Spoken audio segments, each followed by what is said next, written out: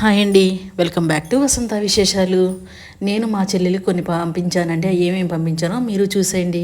మా మదరు బెంగళూరు నుంచి విజయవాడ వచ్చారండి.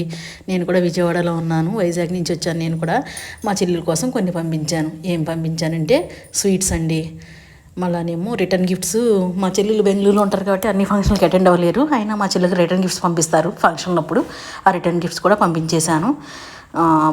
బెల్లం సున్నుండలు, కాజు కట్లీ, డ్రై ఫ్రూట్ బర్ఫీ, మరి మైసూర్ పాకు, కలాకాండ్, అదేంటి అరిసెలు, బూరెలు, కొబ్బరి బూరెలు, మిఠాయి బూందీ, దోసకాయలు, మురుకులు, చెక్కలు, పండుమిరకాయ పచ్చడి, మా చెల్లెల పాపల కోసం హ్యాపీ క్యాండీ ఉన్నారు వాళ్ళ కోసం చాక్లెట్స్.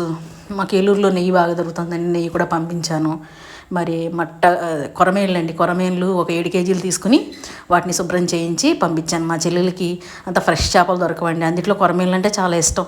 చిక్కుడుకాయలు అండి, ఇప్పుడు చిక్కుడుకాయల సీజన్ కదా, దేశవాళీ చిక్కుడుకాయలు అమ్ముతున్నారు. చిక్కుడుకాయలు, దోసకాయలు అవన్నీ పంపించానండి. పండుమిరపకాయ పచ్చడి. మీరు కూడా ఇలా మీ చెల్లెలకి పంపిస్తారా? అసలు అక్క చెల్లెలు అంటే చక్కగా చాలా ప్రేమగా ఉంటారండి. నాకన్నా మా చెల్లెలకి నా మీద ఎక్కువ ప్రేమ ఉంటుంది. నేను కూడా మా చెల్లెలకి కొన్ని ఇలా విజయవాడ వచ్చినప్పుడు తనకి దొరకనివి పంపిస్తూ ఉంటాను అనమాట. గోంగూర కూడా అండి.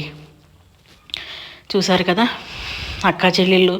అసలు సిబ్లింగ్స్ అంటే అక్క తమ్ముడు, అక్క అన్నయ్య, చెల్లెలు అన్నయ్య ఉండటం కన్నా ఇద్దరు ఆడపిల్లలు ఉండటం చాలా మంచిదని నేను కూడా ఇప్పుడు తెలుసుకుంటున్నానండి.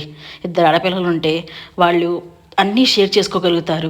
తమ్ముడితో మనం కొన్ని షేర్ చేసుకోలేము, కానీ అక్క చెల్లెలు అనుకోండి అన్నీ షేర్ చేసుకుంటాం కదా అని నాకు ఇప్పుడు నా ఎక్స్పీరియన్స్లో తెలుస్తోందండి. మీకు సిబ్లింగ్స్ ఎవరున్నారు? చెల్లెళ్ళ, అన్నయ్యల, తమ్ముళ్ళ, ఎవరో కామెంట్ చేయండి. ఇదిగోండి, నేను మా చెల్లెలకి ఇవన్నీ పంపించానండి. ఎంతకీ మీ సిబ్లింగ్స్తో మీ రిలేషన్ ఎలా ఉంటుందో కూడా కామెంట్ చేయండి. ఈ వీడియోసే లైక్